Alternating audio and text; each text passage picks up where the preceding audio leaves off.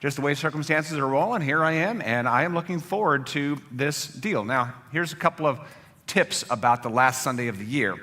Number one, it's usually the least attended Sunday of the year. And so it's a good time for kind of new preachers, to get up on stage and have some fun, learn to grow in their chops. But that means for me, I can say pretty much anything I want to say because, very few people are actually probably going to experience this.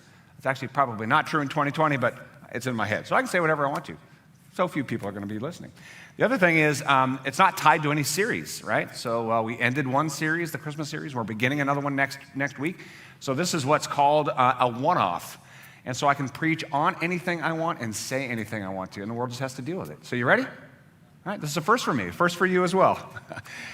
Here is a word that I have heard a lot recently, and it is going to be the title of this one-off last Sunday of the year sermon. And it's called reset. Have you heard that word reset?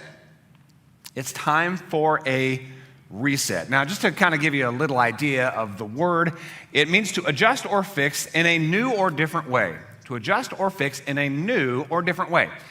And can we agree that this might be the time for a reset? Some things need to be adjusted, some things need to be fixed. It needs to be new, it needs to be different. Not just for the sake of new and different, but for the sake of understanding that a lot is broken in our world, a lot is broken even culturally and societally. And so this is the time for a reset.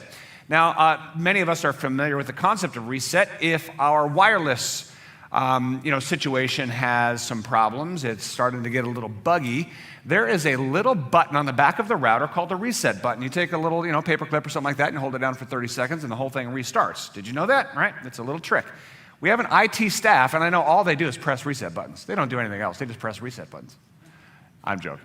But that's a way to just kind of get things going. If things get a little buggy on your Wi-Fi, just press that reset button, and magically, truly, like 95% of the time, things are reset, and things seem to go more smoothly. Or if you are, say, working around the house and you trip a breaker, right? You can reset the breaker, right? It's tripped, and so you go off, you go on, and that's reset. Something's broken, you reset it, now you're off and running. When a bone is broken, and I have had the pleasure of just a couple of broken bones, but beautiful thing about doctors is they can reset the bone and it heals nicely, I hear, even stronger than before, right? So the idea of reset is really cool. When things are buggy or broken, they can be reset, and the idea is you're now then rolling probably better than you even were before. And this can happen not just in physical ways, but it can happen in more spiritual ways, at a soul level or mental level, a heart level, right?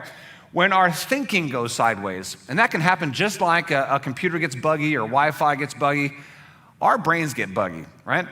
This 3 pounds of mush in our cranium, it's like a supercomputer, right? In fact, it's far more powerful than any supercomputer on Earth. These little 3 pounds of mush in our skulls. And our brains can get buggy. And we can start thinking kind of weird things and strange things. And sometimes how we think gets buggy, so how we feel gets buggy. And we are wired for a reset. We are wired for a reset. When our thinking goes sideways, our minds can be reset. When we stray from our priorities, so let's say for whatever reason, our priorities in life start to kind of stray from what we know is the best and we know is the truth and we know is the kind of selfless and loving and right way to live. Our priorities start getting a little sideways. We get a little selfish. We get a little materialistic, whatever it is, get a little angry. Our hearts can be reset as well. So God has wired us for a reset. God is in the business of reset. In fact, if you just read the scripture, you will see that the scripture is a lot of stories, particularly in the Old Testament, about how people get sideways. Mentally, they get sideways spiritually. Whole nations go sideways, and God says it's time for a reset. God's the God of reset. And sometimes that even results in somebody's life being so profoundly reset that God even changes their name, right? You may know of a few examples in the Bible. You have Abram, right? Here's Abram, a 99-year-old nomadic tribal leader, right? And he's worshiping all kinds of the Mesopotamian gods. He's a polytheist, just wandering around the Mesopotamian valley, right? Leading his little clan. 99 years old. So you think, well, he's about done. God says, nope, you're just beginning. I'm going to change your name to Abraham. So you're not just going to be the father of a clan, you're going to be the father of many nations. That's the word, what the name Abraham means. Sarai, his wife, 90 years old, and God says, listen, you might think you're at the tail end of your story, but I'm going to change your name, Sarai, to Sarah, which now means mother of princes. And you will give birth to princes who will then, give birth to the nations. Jacob, the name Jacob means kind of cunning or crafty, which could be good or bad. In Jacob's story, a lot of bad happened because of his cunning and craftiness. And God says, I'm going to change your name to Israel, which means God's people. So instead of you kind of being cunning and crafting and largely making a mess of your story, God says, I'm going to reset your life. I'm going to give you a new name. Your name is now Israel, and you will be God's people. Simon, you might know, one of the disciples of Jesus.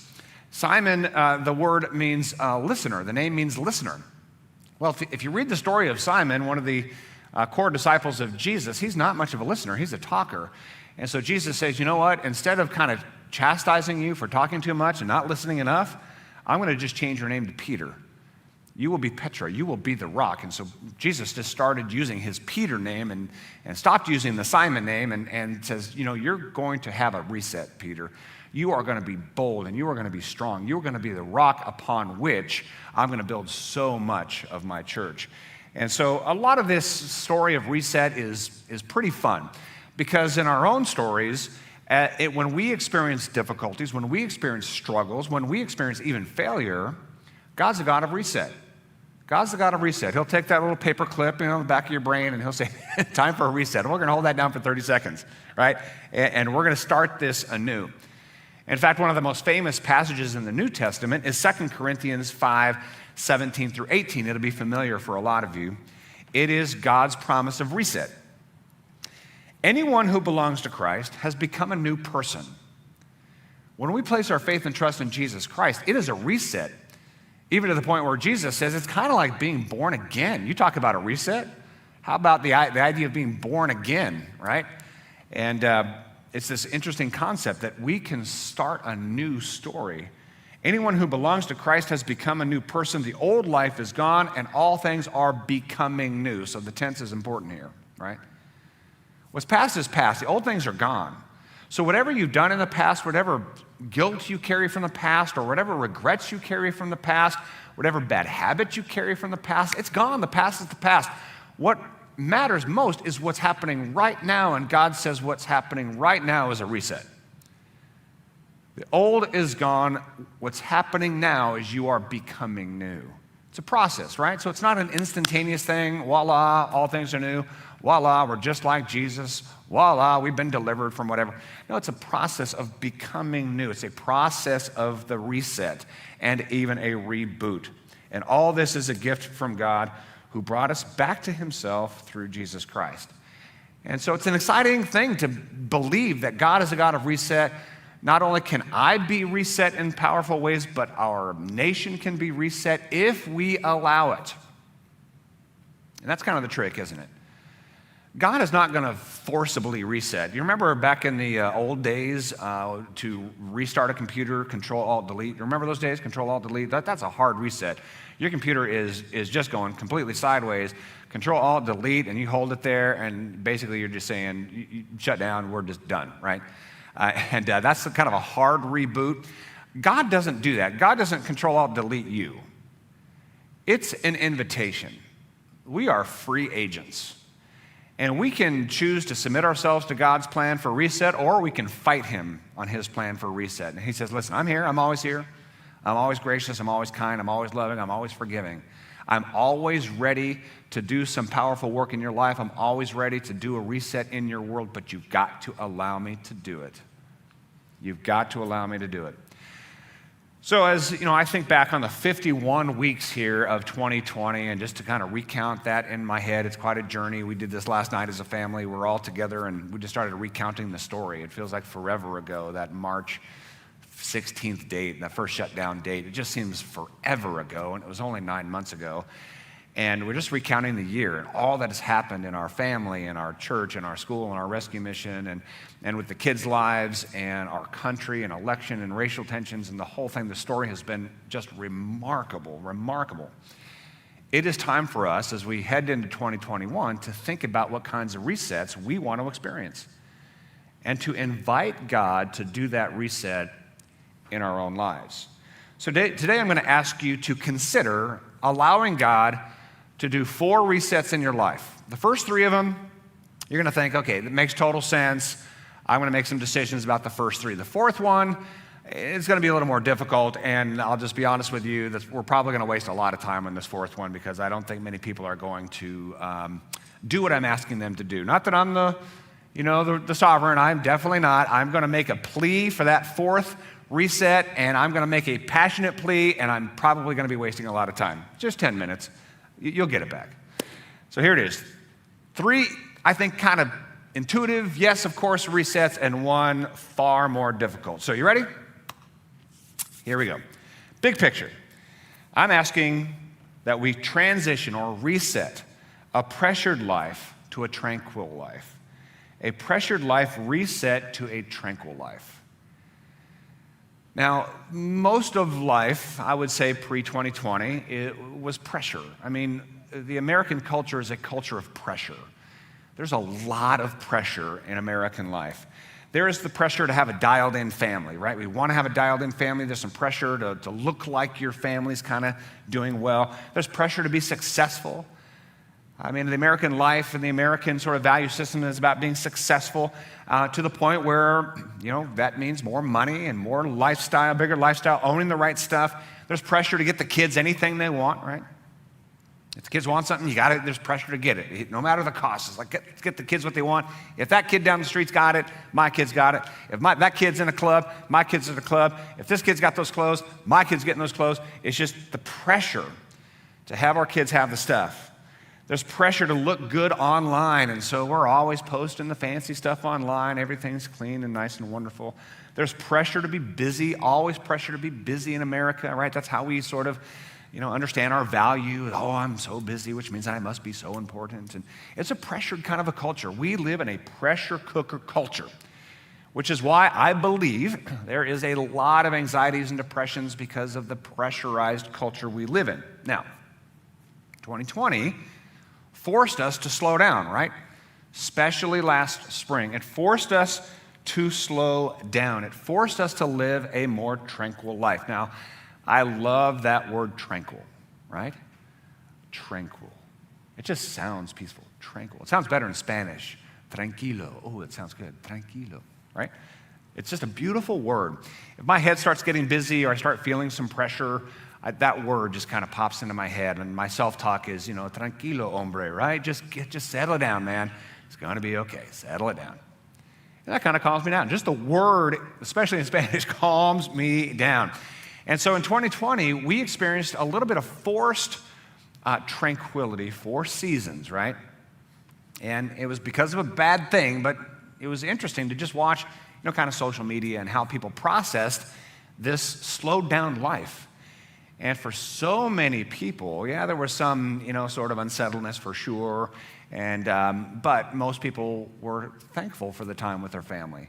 They were thankful for the empty roads. They were thankful that they didn't have to travel and commute for work so often. They were thankful that they got to spend more time with the family. They were thankful that they got a little more, spare time on their hands and were a little bit more at peace. So here's some things I think from the lesson of 2020 that we can move forward in a permanent way. So this is a reset.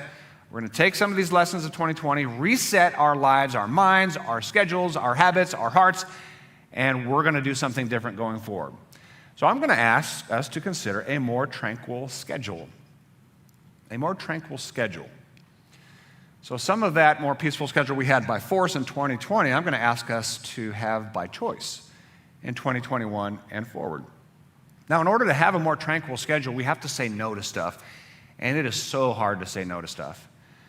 In fact, very often in pastoral counseling, as people get themselves way too busy and they're just way too kind of hurried and way too much and they're all stressed out, we spent about 2 weeks working on the word no. You can say it. You can do it. Try it. No. Just one syllable. No. Just two sounds and one syllable. No. It was 2 weeks. That's not quite true, but it's so hard for people to say no because the pressurized culture says yes, yes, yes. You've got to be superhuman. You can do everything, right? So you can keep saying yes, yes, yes, and we get our lives completely buried. So in order for us to have a more tranquil schedule, we have to put boundaries. We have to say no. Put boundaries on our jobs. It's very difficult, right? Because the American system is really about more and better, climb the corporate ladder, do more, give more to make more money, to buy more stuff. It's more, more, more, more. At some point, we have to say, listen, there's a no here. That's just going to be healthy for my mind and my heart and my family. Got to put boundaries on the jobs. Got to put boundaries on kids' schedule. Kids are so busy these days, they don't have time to even breathe. It is school to sports to this to that, and they're thrashing through their homework, and by the time they're done with all their stuff that they have to do every day, it's 9:30. They're not getting enough sleep. It's just crazy for kids. Setting boundaries on kids' schedules so that they live a more tranquil life.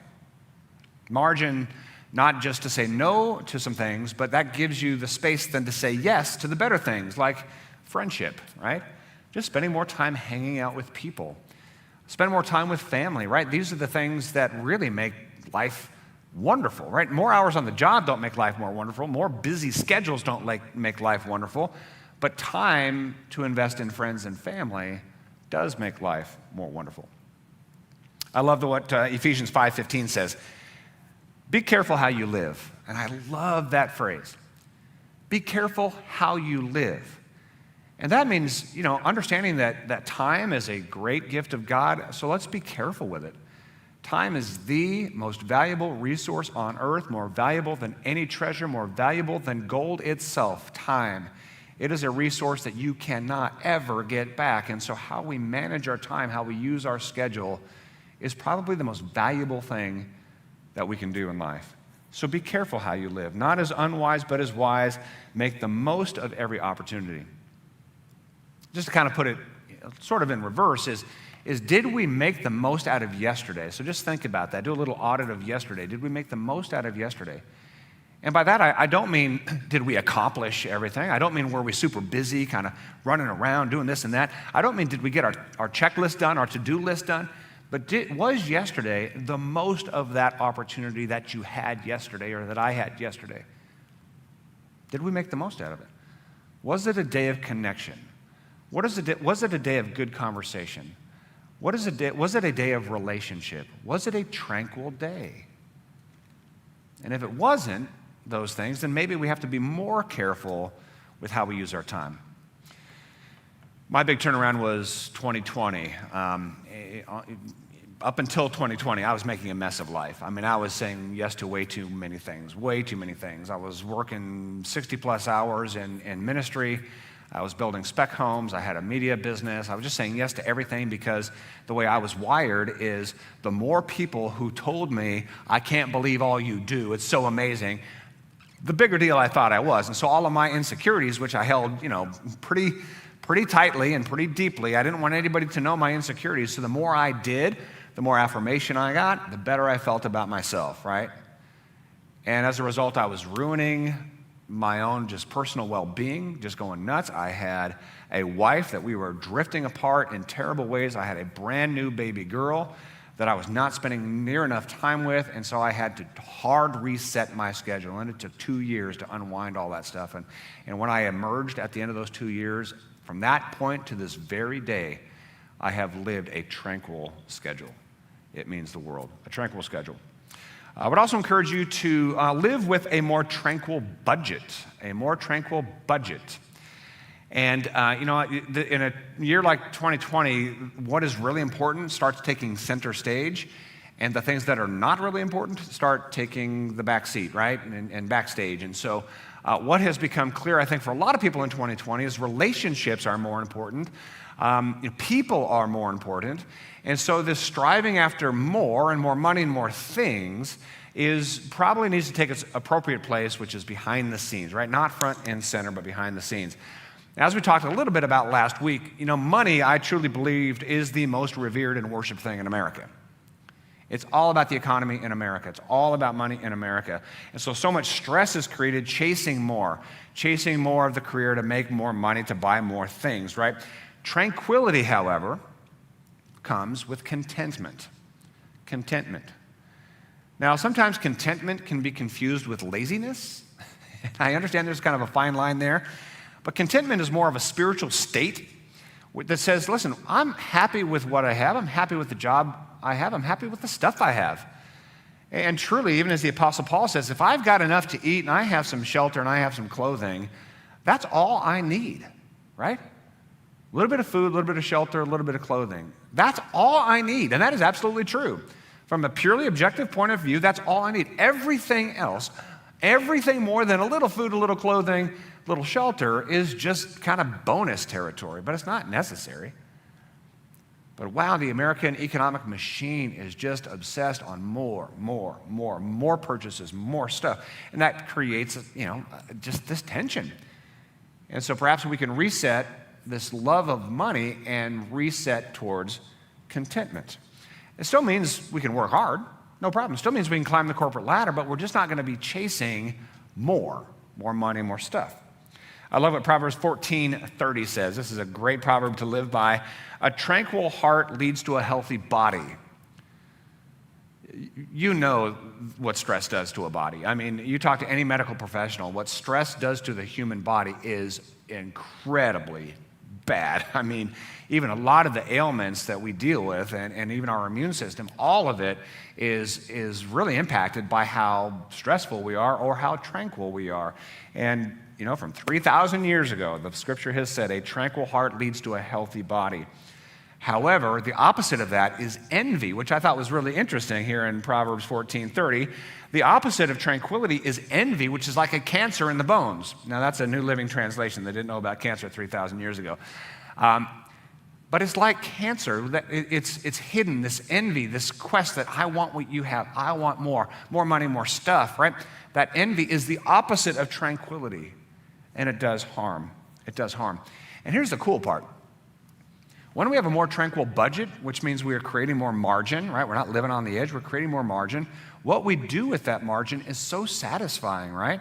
Because with budget margin, we have a little bit more to save, which brings a little bit more peace. We have a little more to give, which brings a little more purpose. It's an amazing thing how that works. Being, decoupled from the love of money and the love of the things that money buys, we can then start downsizing. And, the cool part about our own season of life is that with 4 kids, we had sort of this, as most families do, you have your startup house, and then you have your bigger house, and you got the bigger car because you got more kids. And so we had this ramp up. And now that our kids are largely, 3 of them anyway, are in college or one is married, we can start downsizing, and that's what we've done. And we're still on that downsizing pathway. For 2 years, we've been downsizing, smaller everything, and it feels good. Smaller everything means that we have more margin to save, more margin to give, and it feels good. And for a lot of families in 2020, they have just decided we're going to have a more tranquil budget. I've talked to a lot of people. I'm talking about dozens of friends that I know, particularly at the church or in the community, that have said, you know what, I am done just giving it all to work to make more money. I'm going to retire. I don't need to work anymore. I'm going to retire. I'm going to call it. I'm done. I'm done with the rat race. I'm going to retire. And, to which the rest of us say, well, we're not quite in that position.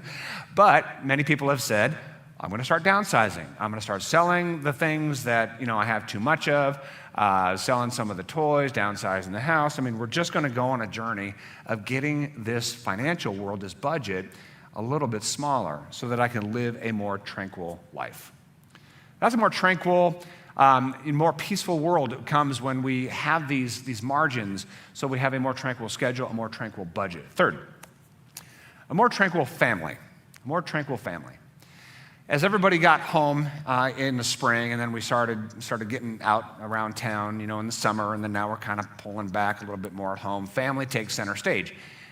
And that could be good or bad. If the family was already in trouble, now you're forced to be together for long periods of time, all your problems start to become magnified, right? If the family was healthy, those times together were probably healthy. If a family was a little distressed, those times together were probably distressing. And so for a lot of families, they were really settled on this goal that wherever our family was not peaceful, wherever our family was tense, we're going to make some changes.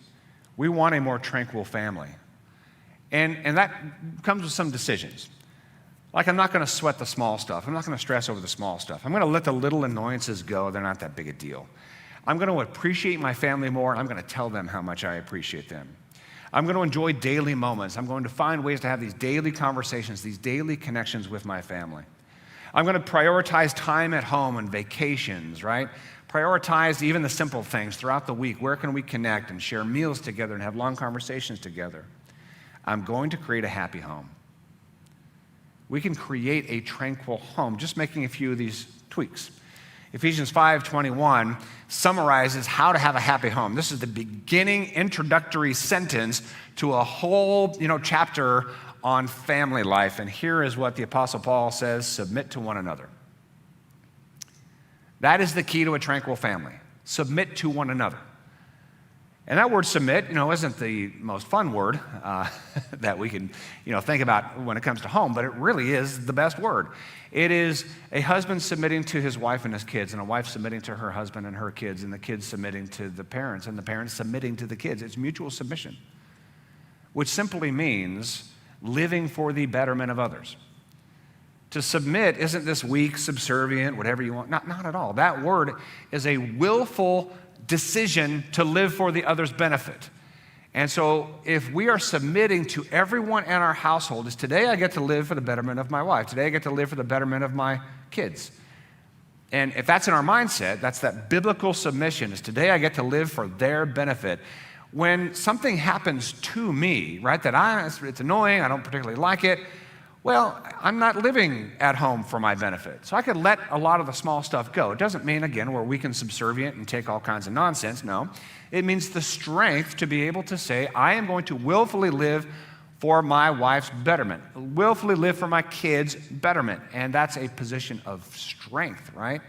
It's a Christ-like thing to do. So that creates a more tranquil family. So those are the three resets so far.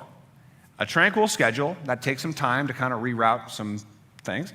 A more tranquil budget, that takes some time to, downsize and create margin. A more tranquil family is the decision to prioritize them and live for their betterment. The final reset I'm going to ask of us is way more difficult, way more complicated. I have way too much here to get through in 10 minutes, but I'm going to try. Now here it is. A more tranquil world. I want us to consider how we can contribute to a more tranquil world.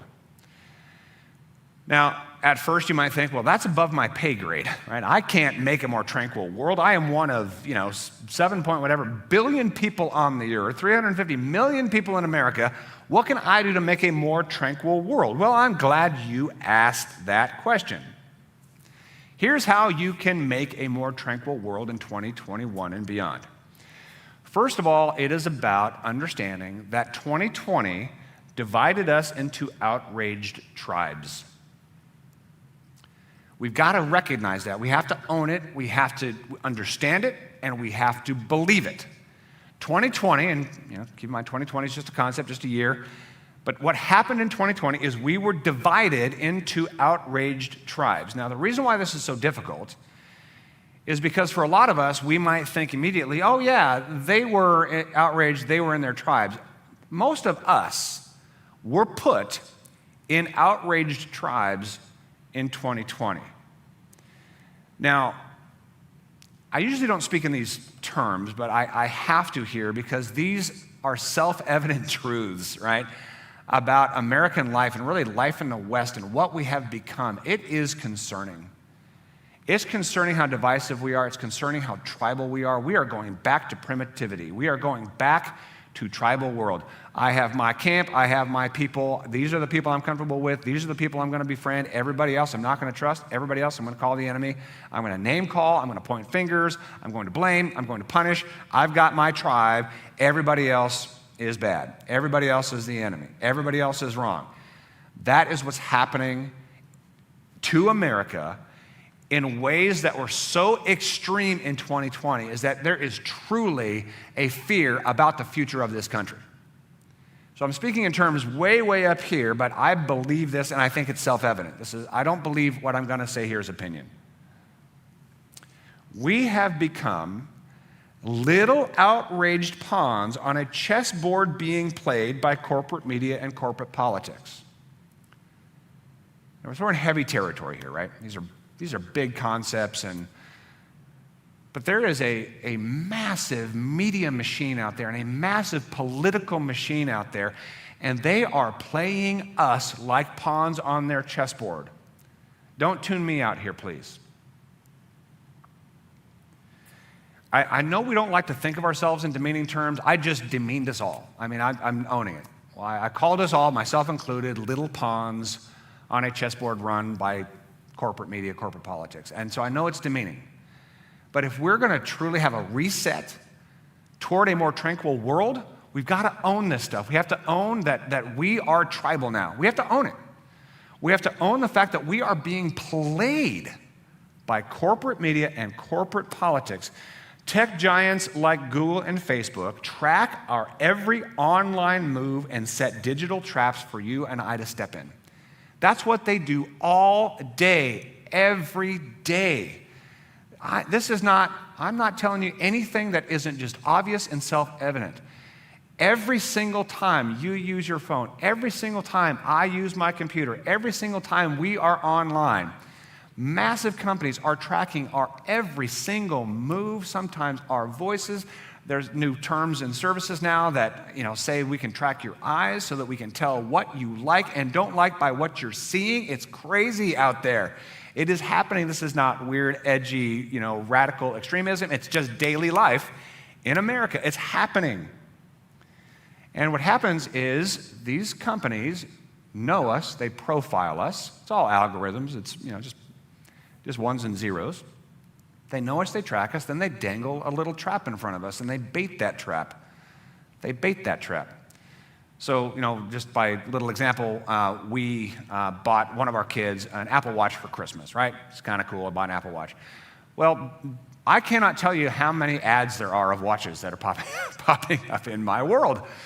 Just ads of watch, just because you say it, you search it, there's little traps, little bait, and then all of a sudden the profile gets more focused, which means the traps get more focused. And this happens with products, right? Pitching products. And so, you start looking for watches, all of a sudden ads for watches start popping up, and there's baited traps. You do it, and all of a sudden you got to buy, you got to spend. And so all of these algorithms are baiting these traps to get us to spend, to get us to buy, right? It's true of products. If you want to get just a little primer on this, I urge you, I'm demanding all of Rancho, watch his Netflix Social Dilemma. The Social Dilemma. You have to watch The Social Dilemma. It's about this whole thing. It happens with products. It also happens with politics.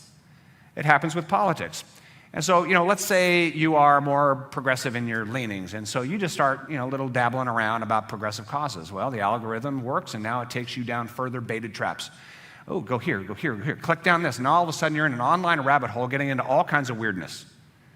And then we absorb it and we believe it, and all that weirdness says they're the enemy, conservatives are the enemy, and that politician's the enemy, and right versus wrong, it could be the end of the country as we know it, the most important election of our time.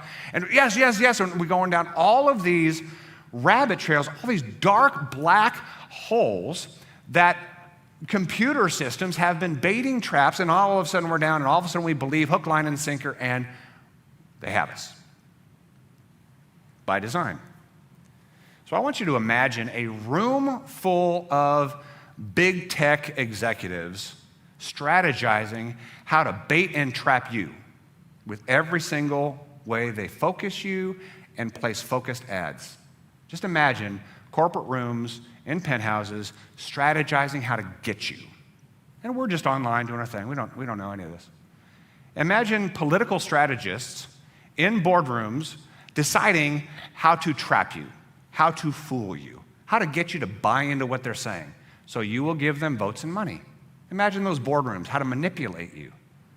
And here we are, we're just doing our thing, we don't see it, but we're just doing what we've been programmed to do. A comprehensive Berkeley study summarized the online world and all these algorithms and all this strategy to get us in this way. And this is a comprehensive study. This is a summary. Social media does not promote understanding and change. Instead, it divides the world into tribes that label people as good and evil, then seeks to punish those who don't conform. This is a dynamic that is certainly aggravated by foreign-sponsored social media accounts that aim to play on America's social divisions. A lot of the stuff that is the most divisive is put there by foreign governments who just love watching America burn itself to the ground over political divisions. And we're just going along. We don't see it. Let me put it to you this way. Two things and we'll close. A pandemic should have unified us all in 2020. It's a no-brainer. No-brainer. That's automatic. Pandemic hits, we should be the most unified people in the last 100 years because this is a pandemic. We should have all looked at the data and agreed that those at highest risk must be protected. We should have gathered the media community, business community, political leaders, health departments, school teachers, and come up with the best practice solutions to both protect those at risk and keep our economy moving. The constant collaboration and creativity should have guided us along nicely, but it didn't at all. Why? Ask yourself these two questions. If we were that unified, would the views of media and clicks of media gone up or down? Just ask yourselves that question. If we were unified around the pandemic and we tried the humanitarian thing and the unifying thing and let's work together and let's collaborate, you think the media clicks, media hits, and media views would have gone up or down? Down. So the media cannot have us unified because they will not be able to scare us or manipulate us into clicks and views. Would politics have had more money or less if we were unified? Less money. Because they get more money, the more afraid they can make us. It's just the way it is. So media and politics have got to have us dividing. And in our tribes, more money, more clicks, more views, more votes. That's the way the whole thing works. Racial injustices should have unified us in 2020. We should have all grieved together what we were seeing. We should have all soul-searched what's still broken in America. We should have all gathered in meaningful conversations, bringing every point of view together. It's not a political issue. Just bring the points of view together. Get to hear people's stories. Bring in law enforcement and respect them for everything they do, right? Bring in community leaders. Bring in faith leaders. Bring in leaders from every ethnic minority, everyone, and get together in groups. We actually had one of those groups right here on the stage, 19 of us in June. Beautiful. It was beautiful. Learning and growing, but we didn't do that. Why? Because what would happen, would there be more views and more clicks if we were unified around racial divisions in America? There would have been less. The media industry cannot have us unified. The political industry cannot have us unified. So they manipulate us to put us in tribes and consider the opposite view the enemy. And I'm asking us, I am begging us, for anybody who will listen, and that may be nobody, don't buy in. Don't participate. I'm not saying to avoid social media altogether. I'm asking us to simply be careful, to be positive, right? Galatians 5:14 through 15 says it all. The whole law can be summed up in one command. Does this sound familiar? Jesus is just asking us to do one thing. Love your neighbor as yourself. If we don't love our neighbor as ourselves, we will be biting and devouring one another. So watch out, beware of destroying one another. Jesus called it 2,000 years ago. If we don't live as loving people, gracious people, kind people, we will destroy each other. And that's what's happening in the United States of America because of media and politics. And we're just buying it, and we're just participating, and we're just rolling. But they've got us, and we're devouring each other. Enough is enough. Enough is enough. Be loving, be kind, be gracious, believe the best. Have no enemies in your life. Love people, hear their stories, right? Serve people. Just be gracious and kind always. Whether you're online or in person, let's have that be our major reset. Again, I don't think anybody's going to pay any attention to the last minute, 10 minutes. But I'm telling you, the power of that reset can be huge. That could be even bigger than resetting our schedules or resetting our budgets or even resetting our family. If we just reset the whole notion that my number one job in life given to me by Jesus Christ is to love everyone always and be kind to everyone always. and to not be put in a tribe of anger and outrage, but to believe the best in everyone and work finding common ground to bring real solutions to very real problems that we have. Maybe 2021 will be better, but only if we learn to love. Let's pray. Our God and Father, we are just so grateful for this opportunity to wrap up a year, a very complex year, a very difficult year for so many. And we know that 2021 is going to start in a real bad spot as well. And so we know that. Help us to be braced for that. But help us to never lose hope. Help us to never lose hope that you are with us through it all. You strengthen us through it all. You are doing some wonderful things in our life and our soul and our minds.